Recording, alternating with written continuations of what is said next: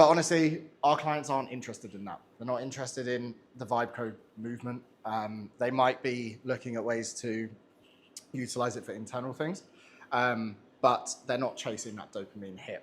Ultimately, they're moving a lot slower because they're tied up in systems like Umbraco or Sitecore or Drupal or Contentful. Side note for Contentful, it's not actually a bad platform. It's really good, but set up in the wrong way can increase bottlenecks with developers. These companies are generally companies with like massive infrastructure. They have a lot of approval red tape and a lot of risk registers as well. And they can't just ship and see what happens. So vibe coding and that kind of movement doesn't really suit what they're doing. The ripple effects, both externally and internally, would cause a tsunami or perhaps just decrease shareholder value. Not sure. Yeah, so these companies are kind of, stuck on these platforms at the moment, and they do have a way out. I'm not going to teach you guys to suck eggs. A lot of you are developers. You could write a migration checklist in your sleep. You've done it at 4 p.m. on a Friday, blindfolded. So we're going to skip the checklist. And yeah, like I say, I'm not going to teach you to suck eggs. Thank you for the validation on the joke. That was good. Today I want to touch upon the real pain these clients feel and how you guys can be the aspirin to that. Because if you want to win the bigger projects, it's not about the pixels. It's about making the pain go away. So let's talk about what actually hurts. These people who are on these old platforms, back when MySpace was cool kind of platforms, they're not people that hate the CMS. Ultimately, they're trained on it. They've got entire teams running on it. It's not, they don't hate it. They might dislike it in some ways, and there are ways that Webflow can be better features-wise, but ultimately they've just outgrown it, stopping them from moving. That's the most important thing here, stopping them from moving, and that there is what hurts. They want to A/B test, but the dev backlog is just too long. They need a new landing page, but it just breaks the site. And only Gary in IT can hit publish. And Gary just so happens to be on annual leave. These guys aren't shopping for a website from you. They're buying momentum. Remember the thing that you're building, this Webflow site, is just the output. It's the end product.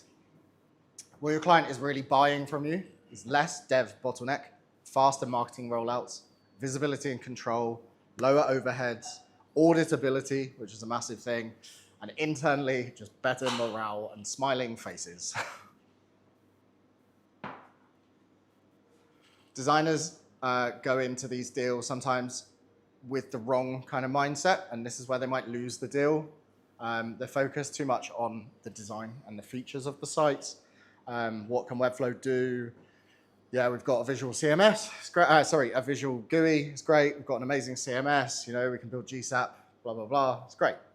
But if I was going to a client and I was pitching to a client in my proposal, I'd be thinking about the following things.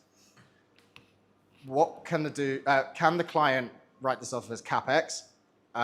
What's the total cost of ownership versus their current stack? Is their team actually going to be able to use this? What can they do long term? Can Karen from comms update the website? All those kind of things. You need to see it from their side. So we're not just talking about, being able to drag and drop components. We're thinking about the real internal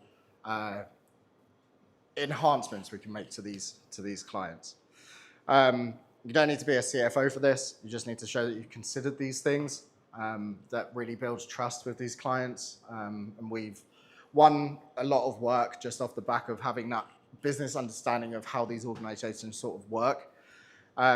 Side note, if you don't know what Capex or OpEx is, find out what Capex or Capital Expenditure is and tie that client into a long-term retainer because they've usually got quite a lot of money and it's very nice. Capital Expenditure is like a bulk of money that's meant to be sat over for long-term gain. So generally, you can sign clients into like a 3-year contract to do improvements on like amazing websites that you build for them. So sign them up for a retainer and make some peas. Early on in the process with these clients, we do use a few tactics to kind of pull the truth out of these people using legacy platforms. When we're doing our first discovery sessions, we show them how to literally update pages. So we do screen shares. This is quite literally pure gold. The amount of people on the other end of a Google Teams, Google Meet, who have been like, "Oh my God, that's amazing!" There and then, unbelievable. Ask them where things get blocked. This can kind of translate into your build spec. Map every single stakeholder. The real decider is rarely the person who booked the call with you. It's usually their boss or a wider stakeholder. And then ask what's going to make this project a success internally, because that's going to determine your roadmap for this project. And these are things that I would kind of go into those meetings with and be like, how's this going to have an effect on the company internally and externally? So back to, you're not just selling Webflow, you are selling autonomy, you're selling speed, you're selling a clear path out of a mess. You're not just a designer or a dev, you're a translator. You're helping them go from legacy chaos to modern clarity. And to be honest, what brought this on and wanting to talk about this kind of stuff is come to the realization recently that in order to stand out from the crowds, we do need to start thinking differently. AI is flooding the creative and development space. It's not a bad thing, embrace it. It's going to be amazing. But the execution layer of doing everything is becoming more commoditized. It's becoming cheaper, it's faster, and we're becoming more replaceable, or at least the build side of us is. You can't compete on pixels, but you can compete on actual thinking. So if you're feeling the pressure from the AI movement at the moment, that's a good thing.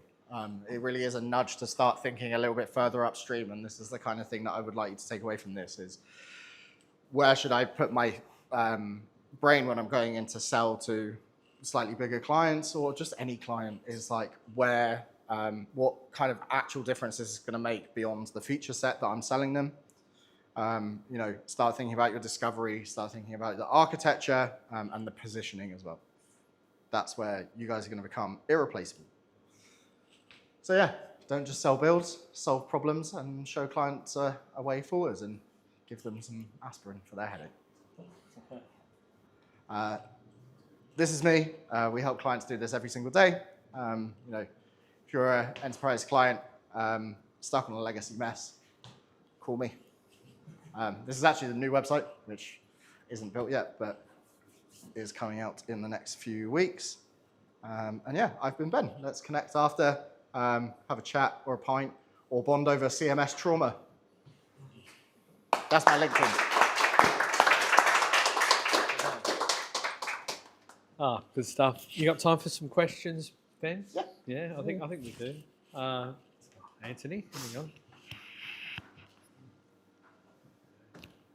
Yeah, really good presentation, by the way. Thank you. Have you ever completely underestimated the kind of complexity and the length of time it would take to do a migration, and then did you just have to live with it, or did you charge more? Yeah, I have underscoped on a few occasions. And how did you resolve it?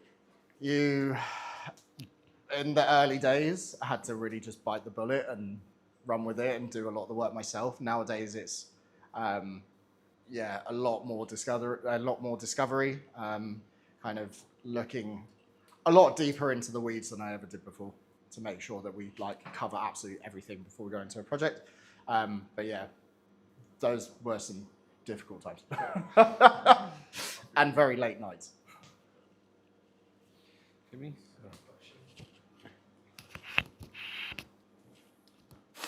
How do you change the conversation when you're speaking to different teams? So I'm guessing that was mostly talking to marketing people. Yeah, that'll be marketing or product owner, not product owners, chief product people. Might even be to a product designer.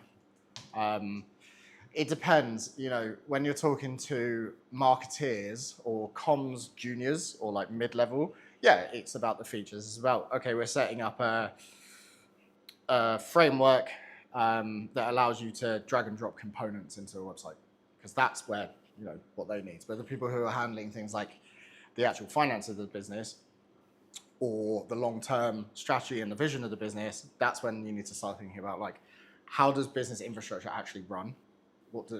How do these people talk about money, and what does success in terms of finance look like to them? But for the daily, like, grafters, that's when the feature stuff is great, and it's easy to sell because it's on a plate for you, and like, if you're a good dev, which everyone in this room is, you will set things up with your clients in mind at every step. So, Cool. Any more questions? Oh, one at the back. With AI and so many other products sort of encroaching on design and development and everything else, have you given any thought to shifting away from a website as a product and essentially giving your websites away for free and shifting more to providing support and a retainer model for income? Yeah, absolutely. So I've actually been through a massive process recently with a few people on repositioning my studio through the understanding that the development side is the commodity now, or even if it's not yet, it will be. The strategic side is the stuff that is like, that's where the money is, that's where you can really impart your thinking and make an actual difference, and you'll come out of case studies with statistics that reflect the great work that you've done. I think in terms of like retainers, like, we have a 3-pronged attack. Sell, discovery, development, and optimization, and that's it. Those are my 3 things. So simple. Everything is very clearly defined, and that optimization part can last for, years, and then it feeds back into the first bit, into the second bit, into the third bit, and then all the way back around again. So, if that answers your question. Cool. Anyone else? Yep, another. There we go. Hi, yeah, similar sort of question really. When I approach clients, I always kind of pitch the fact that the design element and user journeys and things like that is part of the value. Yes. Especially when compared to like website builders. With AI website builders, once clients start dabbling with that, do you see that still holds up in the future, or can you see a point where the AI builder will just go, don't worry about user journeys, we've got it all sorted? I think there's an element of critical thinking that AI can't do yet. And the curve is very much doing this at the moment. So I don't know, but I've written a note actually, which might answer this question, is, where is it?